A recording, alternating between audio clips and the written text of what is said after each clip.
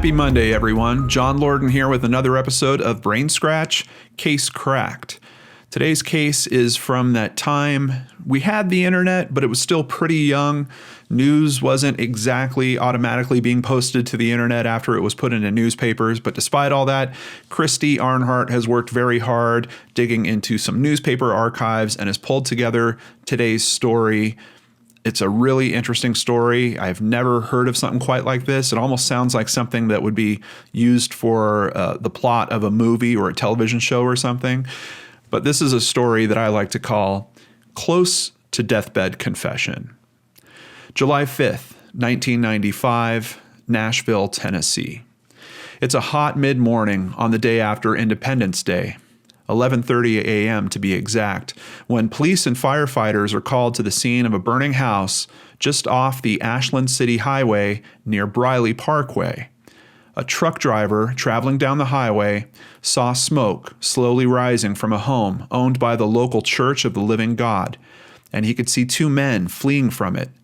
The two men jumped into a blue or green Toyota truck and then sped off. When emergency services arrived, they found that not only the house was burning, but there was a human body inside of it. The body was in very bad shape, but police were able to determine that it was a female and that she had been stabbed in the neck, bludgeoned with a cinder block, and as she laid there dying, her body was then set ablaze. Fingerprints would wind up being the only means of identification left after the fire was put out. Her name was Joyce Dean Goodner, a resident of Nashville. She was one in a group of 9 siblings, a mother of 3 and a grandmother of 2. Joyce had been arrested in 1994 after being charged with selling cocaine and had since then been living in a homeless shelter. In a strange twist of luck, it was that arrest that provided the fingerprints that enabled police to identify her and inform her family of her death. Her murder was the 12th homicide in 8 days in the Nashville metro area. Investigators initially focused on the 2 men fleeing the scene, and they were soon located and questioned. Those 2 men had actually stopped to investigate the fire, and as they peered through the front window, to their horror, they could see Joyce's body burning on the floor of one of the front rooms. Fearing for themselves and the neighboring houses, they fled the scene to get to a phone to call in and report what was happening. Investigators then started assembling a timeline. They were able to determine that Joyce had been with a friend for most of the day. At 10 a.m., she got out of her friend's car, a dark-colored Chevy El Camino on 10th Avenue North and Locklear Street, saying she would be back in a few minutes. With that, she walked up the street and then disappeared. There were very few suspects to interview, but one stood out to police, a man named James Washington. Washington had known Joyce for some time, and the two spent enough time together that their relationship was thought to be intimate. Nashville police knew that Washington met with Joyce on the day of her murder. He was considered a person of interest in the case, but police just didn't have enough evidence to press criminal charges against him. There was no DNA samples left from the smoldering crime scene, and with no other likely suspects, and despite the police using media to elicit tips and Crime Stoppers even offering a reward, Joyce's murder remained unsolved and went cold. In May of 2006, a little 4-line ad was placed in local paper The Tennessean by Joyce's daughter.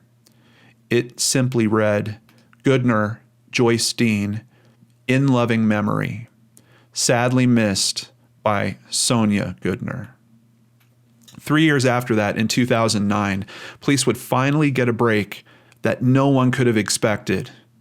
While serving a 15-year sentence for an attempted second-degree murder conviction, James Washington was having a heart attack, and he believed he was going to die.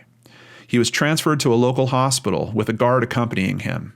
While lying in his hospital bed, Washington called out to the transport guard, James Tomlinson, and made some shocking statements. James recalls, "He kind of got as best he could, motioned and said, 'I have something to tell you. I have to get something off my conscience and you need to hear this.' He said, 'I killed somebody. I beat her to death. Quickly, the transport guard informed authorities of Washington's confession. He wanted forgiveness before he died, but Washington was convinced that if he didn't die, he would still be safe from prosecution, based on a mistaken belief that a statute of limitations applied to Joyce's murder. According to Wikipedia, crimes considered heinous by society have no statute of limitations in the United States. Although there is usually no statute of limitations for murder, particularly first-degree murder, judges have been known to dismiss murder charges in cold cases if they feel the delay violates the defendant's right to a speedy trial. For example, waiting many years for an alibi witness to die before commencing a murder trial would be unconstitutional. To everyone's disbelief, Washington made a full recovery from the heart attack. After learning that the prosecutor's office was preparing a case against him, he tried to recant his confession. At this point, it was far too late. While Washington recovered in the hospital, police had found new witnesses based on details he had given during his confession. This was exactly what law enforcement needed to reopen Joyce Goodner's murder case. Prosecutors used it to supplement what little evidence they had from 1995, and in October of 2012, the now fully recovered Washington stood trial for the murder of Joyce Goodner. There's no indication that Washington ever spoke of the murder before his confession, and police never found a clear motive for the brutal killing. If Washington hadn't made his confession to transport guard Tomlinson, he would have completed his sentence on the other crime and eventually been released from prison. Now, he is serving a life sentence of at least 51 years after being convicted for Joyce Goodner's murder. Finally, Joyce's family can find peace, begin to heal, and find closure after such a long ordeal. Joyce's daughter, Sonia, talked about her renewed faith in the justice system. Quote, "I didn't have any trust in the system. All of a sudden, I got this phone call and they said, 'We think we found him.'" Case cracked. Wow. The conditions of this case where you have a guy that thinks he's giving a deathbed confession and then he winds up surviving, that's what I'm talking about. Just that little kind of one-sentence version of this story could easily be an episode of a television show or a movie. It's just, it's kind of mind-blowing to me. And it's interesting because there's a lot of cases that I think of that I've covered here on the channel, and some of them in particular, I'm kind of waiting for something like this to happen. And you know what? I think it'd be great in those cases if the person actually survived after that confession too and came down this road that James did here. On top of that, there's another aspect of this story that really moves me, and that's the fact that we're talking about someone that was homeless at the time, someone that obviously had a drug charge. I don't know if she had personal struggles with narcotic use or if she was just doing that to try to make money. But I did a little additional research I wanted to share with you guys specifically about homelessness in the Nashville area.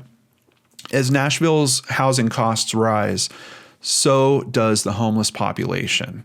A person making minimum wage in Nashville in 2017 would have to work 60 hours a week, 52 weeks a year, just to afford a fair market price single bedroom apartment. And I'm not talking about giving them food for gas or bus fare or food or any of the other expenses that all of us have to live a life. I mean, just to make enough to simply pay their rent, they would have to work 60 hours a week, every single week out of the year. From 2015 to 2016, homelessness jumped almost 10% in that area. The costs associated with having a homeless population increase also. And when you consider emergency service calls, shelter fees, law enforcement, other support services, all of those charges just to support one homeless person add up significantly. The New Yorker wrote an article in 2014 called Home Free, and it cited a Colorado study which found that the average cost to the state for just one homeless person was approximately $43,000 per year. They also estimate that if the state would just pay to house that person, that would only cost $17,000. On top of that, if you're homeless, you are 3 to 4 times more likely to die prematurely. On some of the averages across the nation, it gets as low as having an average age or life expectancy of only 41 years. Just a lot of considerations when it comes to the homeless and that problem. And I was really blown away to hear that the cost is so different for us, not being ahead of the curve in terms of trying to address that problem.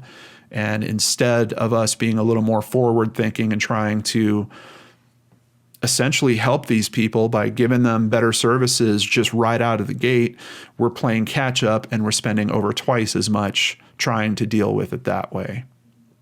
But I know many of you out there are probably saying, John, I'm not surprised. Look at how some of our other infrastructure happens in this country and how we kind of waste money at times by not addressing things properly. And certainly gives me some thought.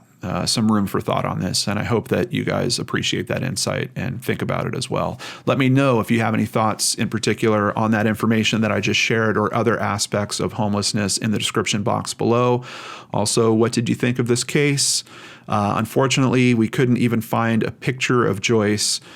This is one of those cases that because it essentially got cracked in 2012, there was almost this very light version of the case, and it primarily focused on James.